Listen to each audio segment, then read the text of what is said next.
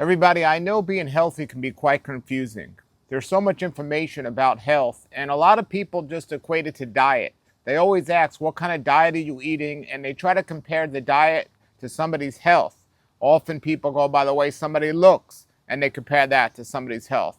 Looks and diet are often the things that will, in people's mind, let them think if something's working or not. But there's more to health than diet and the way we look. There's a lot more to health. Some people will say there's many variables out there. But the bottom line is there's a lot of different things other than diet, what we got to do to take care of our health if we want to look well, if we want to have energy, and more important, if we want to avoid disease or if we have disease to overcome disease.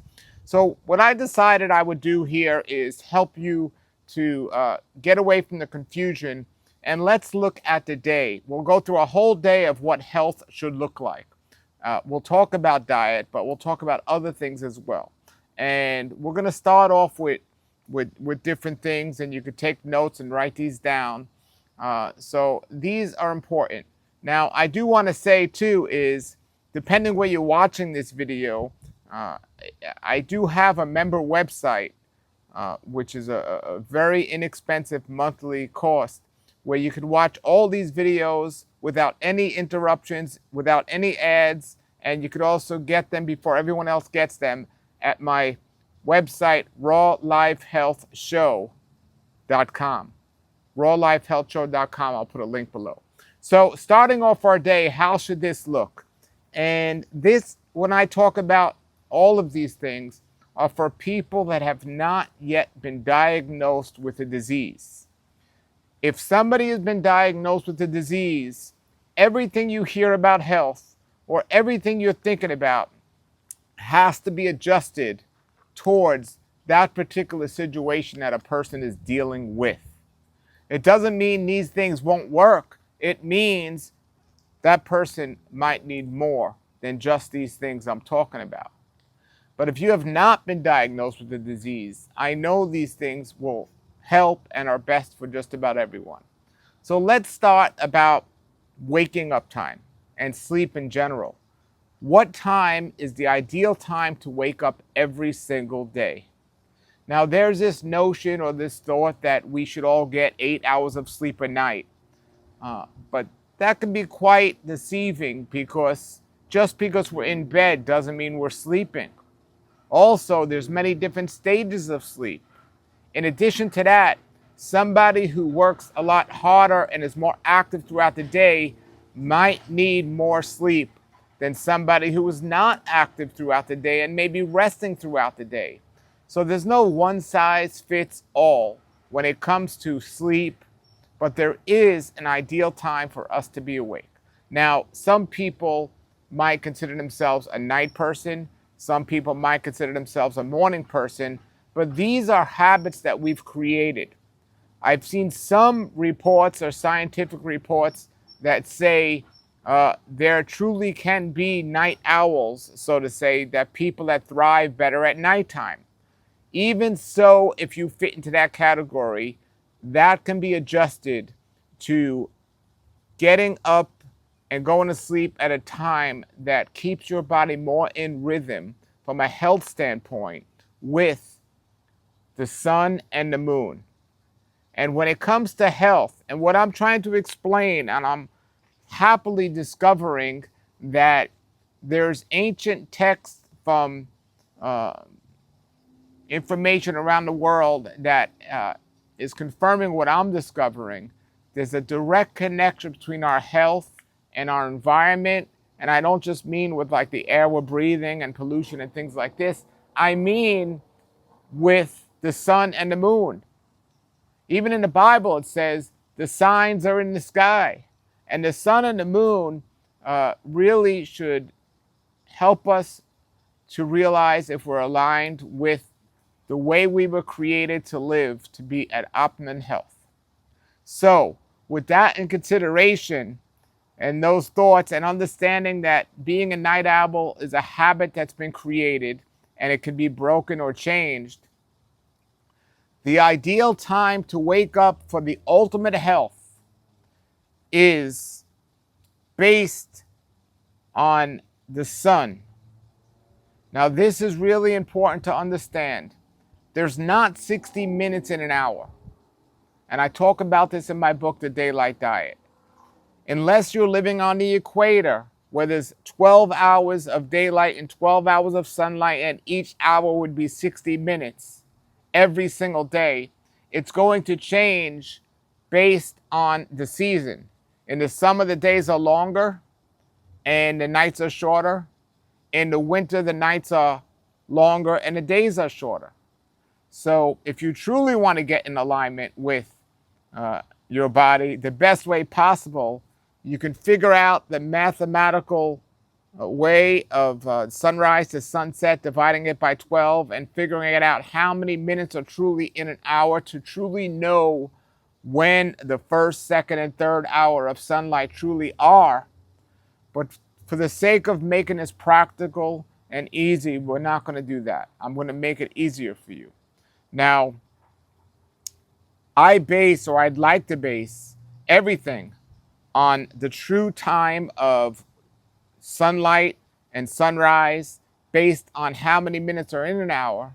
However, because of the lifestyles we live and being part of society, that is not very practical in today's world for everyone.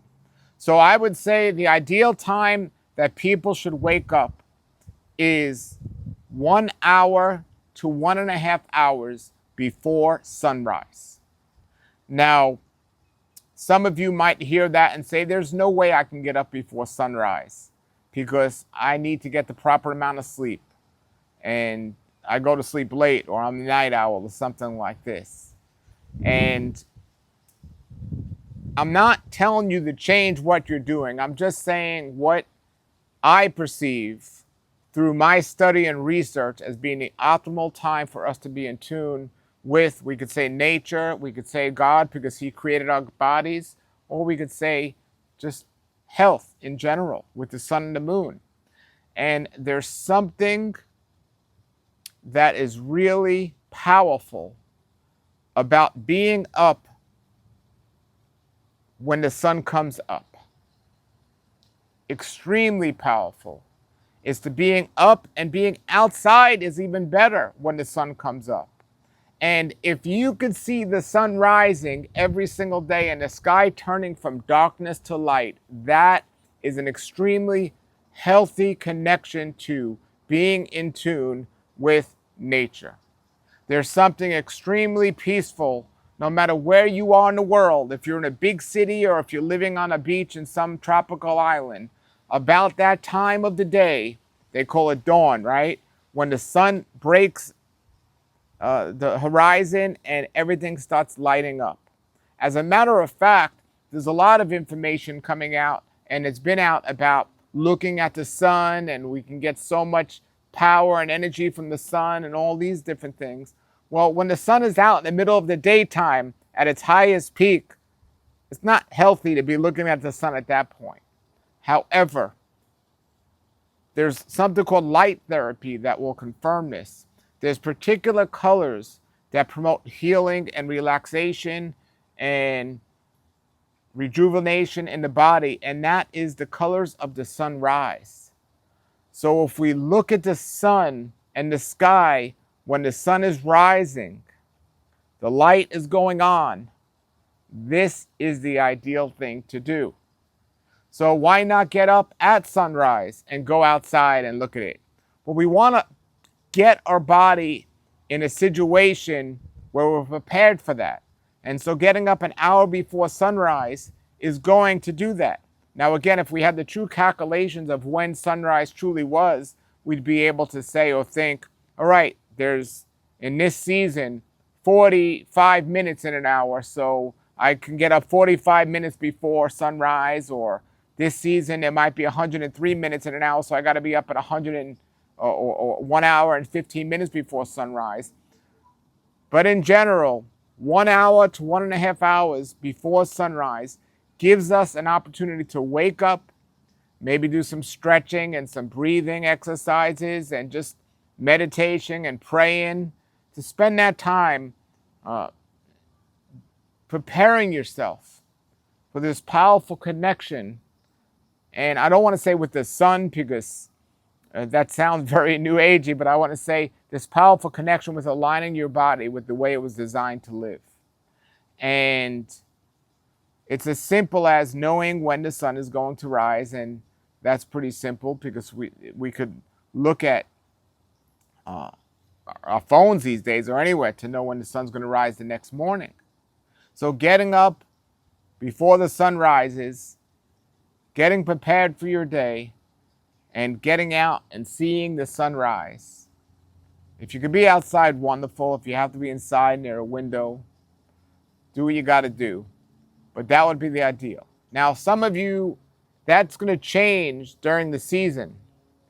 Right now, the sun is rising at 7 o'clock. But because daylight savings time, the sun is going to change. And sunrise, when we fall back, is going to rise at 6 o'clock. So these things are changing. And I've looked a lot into this in terms of daylight savings time. Is it healthy or not healthy? I understand why they do it. And we don't want to be our kids waiting or people being in the traffic in pure darkness at 8 o'clock in the morning. I understand why they do the daylight saving times. However, it takes our body out of the rhythm, the natural rhythm it should be in. So if you're going to wake up 1.5 hours or 1 hour before sunrise right now today, if I'm going to wake up that time, that would be between 5:30 and 6 a.m. However, once they change the clock back, and now the sun's rising at 6 a.m., the sun didn't change, the clock changed, but if I want to still be in tune with the sun, so now that means I'll have to get up at 4:30 instead of 5:30. And it takes time to get used to doing that, but once we could do that, and the question becomes, and we're going to talk about sleep in another video, but the question comes is, how am I going to get my 8 hours of sleep if I'm getting up at 4:30 in the morning? Well, this is a little tricky because usually we are going to sleep much later than we should be going to sleep.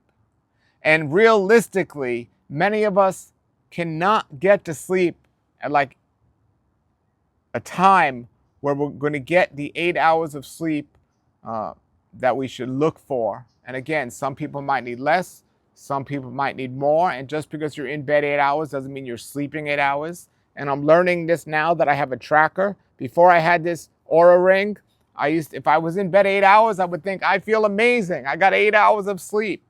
It's wonderful. But now realizing, even though I'm in bed 8 hours, I'm not getting 8 hours of sleep. Sometimes in the night, I might be awake more than other nights. So often, for me, what I'm finding is I'm, for some reason, tossing and turning at night, which wakes me up. So even though I'm in bed for 8 hours, I'm not sleeping 8 hours. I'm only sleeping 7 hours. So if I want to get 8 hours of sleep, I know I need to be in bed 9 hours. And this is how we learn. And we experiment. And we figure things out. And so from the time we get up, start preparing ourselves. But that's how you do it. So what time do you go to sleep? Well, I'll talk more about that later. But realistically, if we have to get up at 4:30 in the morning, let's assume, or even if the sun comes up at 5 and we got to be up at 4 o'clock in the morning, 8 hours would put us to sleep at like 8 o'clock at night. That is not practical for most people. Now, again, we create a lot of habits in our lives based on our schedules, but we often have time to create our schedules. And if you're working the average, I know there's some people that work nighttime jobs. By the way, that is not healthy. It goes against the rhythm of our body, and that's why they call it the graveyard shift. But most people work 9 to 5. Most people work 9 to 5. If you want to just get away from the rhythms and the calculations and the thoughts and looking at the sunrise, if you're working 9 to 5, which is 8 hours, right? Well, sleep 9 to 5, 9 p.m. to 5 a.m., wherever you are anytime. You're getting your 8 hours of sleep, you're getting your 8 hours of work, bam. But there are a good amount of people that aren't on a 9 to 5 schedule. There are a good amount of people that got to get up much earlier because, or later because they got children and schedules and everything else. But 9 to 5 seems like a very practical schedule. No matter how you're living your life, you can get to bed at 9 and you can get up at 5 a.m. Now, if you have a different work shift or different work schedule, it might change. But getting back to the 8 hours, and most people can't get to sleep at a particular time because of their lifestyle. 8 o'clock is too early. It is important, and we're going to talk about this in a video that I'm going to do about sleep and preparing for sleep, as we're going through the whole day here, and this is the morning routine, which I'm talking about now. It is important at your time with the rhythm and the sun and the moon is to make sure you're not stimulating yourself when you should be sleeping, or at least getting ready for bed.